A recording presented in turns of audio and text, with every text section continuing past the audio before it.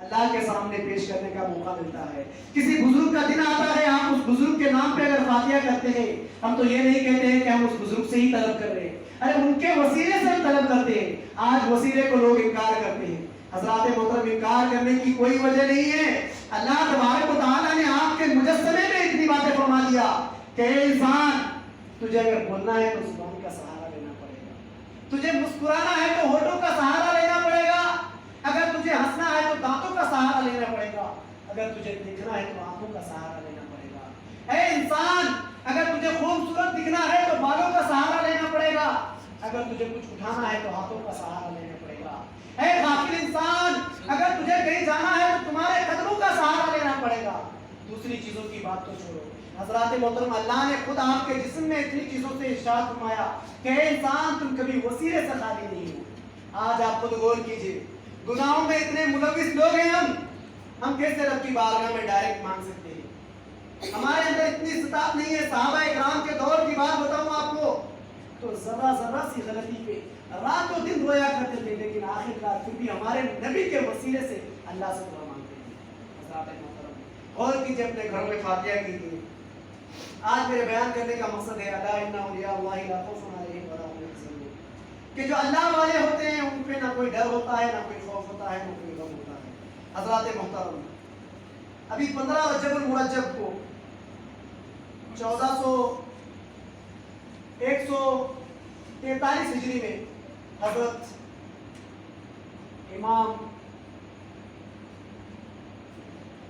امام باقر کے صاحبزادے, نام یاد نہیں آ رہا, امام باقر کے صاحبزادے کا وصال ہے.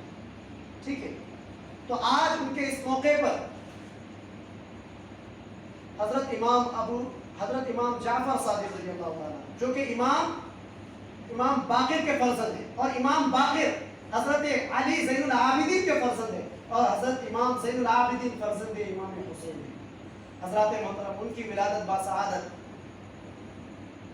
17 ربیع الاول کو ہوئی. کتنی؟ 17 ربیع الاول کو, اور پیر کے دن ہوئی, جس دن ہمارے نبی کریم صلی اللہ علیہ وسلم کی ولادت ہوئی. سیم اسی دن ان کی بھی پیدائش ہوئی, 17 ربیع الاول کو, تقریباً 80 یا 83 ہجری میں علماء کرام کی قول کے مطابق. حضرات محترم, ان کی خصوصیت یہ ہے کہ وہ سید بھی ہیں اور صدیقی بھی ہیں. ان کی والدہ محترمہ کا نام ہے ام فردہ بنت قاسم بن محمد بن ابو بکر صدیق رضی اللہ تعالیٰ, یعنی وہ حضرت صدیق رضی اللہ تعالیٰ عنہ کی کیا ہے؟ پوتی ہے, پر پوتی, اور امام حسین کے پر پوتے ہیں. حضرات محترم, وہ امام جعفر رضی اللہ تعالیٰ, ان کی کیا بات کرے, ان کے کیا ہی انوکھے نرالے, ان کی کیا ہی تقویٰ اور پرہیزگاری. حضرات محترم, امام جعفر صادق رضی اللہ تعالیٰ اللہ کے اتنے نیک بندے تھے کہ امام محمد بن لیث ارشاد فرماتے, امام لیث فرماتے ہیں کہ ایک مرتبہ کا واقعہ ہے کہ میں حج کر رہا تھا. حج کرنے کے بعد جب پہاڑی علاقوں میں جانے لگا, حج کے آس پاس جو پہاڑ ہیں ان میں جانے لگا, تو ایک بزرگ کو دیکھا. جو بزرگ پہاڑ پہ بیٹھا ہوا اللہ کا ذکر کر رہا تھا. کیا کہہ رہا تھا کہ یا ربی یا ربی. اتنی بات کہا کہ ان کی سانسیں پھول گئی. اللہ اکبر. اس کے بعد خاموش نہیں رہے, بلکہ اس کے بعد پھر کہنے لگے یا حی یا قیوم, یا حی یا قیوم کا ورد لگانے لگے. پھر کہنے لگے یا ربی یا ربی یا ربی یا ربی, یہاں تک کہ سانسیں پھول گئی. پھر کہنے لگے یا رحمان یا رحمان. اتنی بار ذکر کیے کہ سانسیں پھر پھولنے لگی. اللہ اکبر. آخرکار پھر تسبیحات پڑھنے لگے یا ارحم الراحمین یا ارحم الراحمین. بتاتے ہیں کہ اس بزرگ کی جو ہے سانسیں کھلنے لگی. جب تھک گئے, ان کا ذکر ختم ہو گیا, تو وہ اللہ سے ہاتھوں کو اوپر اٹھا کر دعائیں مانگتے, یا اللہ مجھے بھوک لگی ہے, کچھ انگور عطا فرما, اور میری چادریں جو ہے جو میں پہنا ہوا وہ لباس اپھڑ گئے ہیں, یا الہ العالمین مجھے لباس عطا فرما. اللہ اکبر. وہ شخص فرماتے ہیں کہ میں پیچھے تھا اور میں بھی ان کی دعاؤں میں شریک تھا. اچانک کیا دیکھتا ہوں کہ ان کی دعا ختم نہیں ہوئی کہ ایک ٹوکرا سامنے نظر آتا ہے جس میں انگور بھرے ہوئے ہیں, اور اس میں 2 چادر ہیں. اللہ اکبر. جیسے ہی امام ابو جعفر صادق جو ہے اس کو کھانے کے لیے ہاتھ بڑھاتے ہیں, یہ شخص حاضر ہوتا ہے.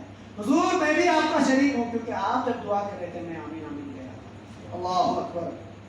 امام جعفر صادق فرماتے ہیں کہ آئیے بسم اللہ کہتے شروع کیجئے, لیکن برباد مت کیجئے گا, کھائیے جتنا کھانا ہے. اللہ اکبر.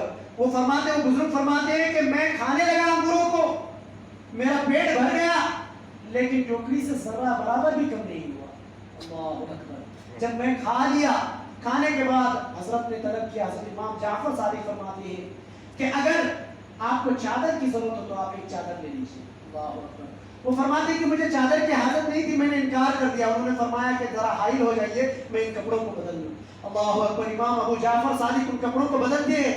بدلنے کے بعد پھر ان کے پیچھے پیچھے یہ بزرگ بھی جاتے ہیں. جانے کے بعد اچانک ایک فقیر صاحب آزادے آتے ہیں. آنے کے بعد عرض کرتے ہیں, اے حضور صلی اللہ علیہ وسلم کے چچا زاد پوتے, اے حضور صلی اللہ علیہ وسلم کے چچا زاد پوتے یا ناتی, ٹھیک ہے, یہ اللہ کے واسطے آپ یہ چادریں مجھے دے دیجیے. اللہ تبارک و تعالیٰ آپ کو اور نصیب عطا فرمائے گا.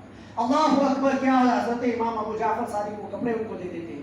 اللہ اکبر. آخر کار امام ابو جعفر صادق وہاں سے غائب ہو جاتے ہیں, چلے جاتے ہیں. یہ شخص پوچھنے لگتا ہے کہ آخر یہ ہے کون. اللہ اکبر. کہتے ہیں کہ یہ امام زین العابدین کے بیٹے کے بیٹے ہیں, یعنی حضور صلی اللہ علیہ وسلم کے نواسے. اللہ اکبر. حضرات محترم فرماتے ہیں کہ میں حیران و پریشان ہو گیا. میں ان کو تفتیش کرنے لگا, آخر کار وہ نہیں ملے. حضرات محترم امام ابو جعفر صادق کی صرف یہی نہیں, اور بھی علماء اکرام فرماتے ہیں کہ ایک مرتبہ حج کے لیے جا رہے تھے. جاتے وقت اچانک راستے میں ایک جگہ ٹھہر گئے. ٹھہرنے کے بعد کیا دیکھتے ہیں کہ امام ابو جعفر صادق ایک کھجور کے درخت کی طرف دیکھتے ہیں, اور وہ کھجور کا درخت سوکھا ہوا درخت. اللہ اکبر. ہاتھوں کو اوپر اٹھاتے کچھ پڑھتے ہیں.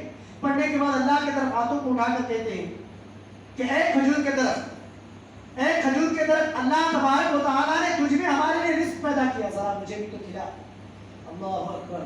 وہ شخص فرماتے ہیں کہ وہ کھجور کا جو گچھا ہے وہ آٹومیٹکلی نیچے آنے لگا. اللہ اکبر. امام ابو جعفر فرماتے ہیں کہ آؤ آپ بھی بسم اللہ کر کے کھائیں. اللہ اکبر. تو یہ بزرگان دین ہے. صرف اتنا ہی نہیں, امام ابو جعفر صدیق رضی اللہ تعالیٰ عنہ کے پاس, امام ابو جعفر صادق رضی اللہ تعالیٰ عنہ کے پاس ایک شخص آتا ہے دعائیں کرنے کے لیے. حضور میرے لیے دعائیں کیجیے امیری کا, میں تاکہ حج کر سکوں. اللہ اکبر. امام ابو جعفر صادق ہاتھوں کو اٹھاتے ہیں اور رب کائنات سے دعا فرماتے ہیں کہ یا اللہ تو اسے امیر بنا دے اور 50 حج کرنے کی توفیق عطا فرما. کتنی؟ 50 مرتبہ حج کرنے کی توفیق عطا فرما. اللہ اکبر. وہ شخص اتنا امیر ہو گیا کہ اس شخص نے کتنی حج کیا, بار بار حج کیا, 50 بار حج کیا. لیکن آخر کار 51 مرتبہ جب وہ شخص حج کرنے کے لیے گیا, بیچ میں راستے میں ایک جگہ ٹھہر کر ندی میں نہانے لگا. اللہ اکبر. ندی کے بہاؤ میں وہ شخص ڈوب گیا اور انتقال کر گیا. تو یہ اللہ والوں کی دعا ہے.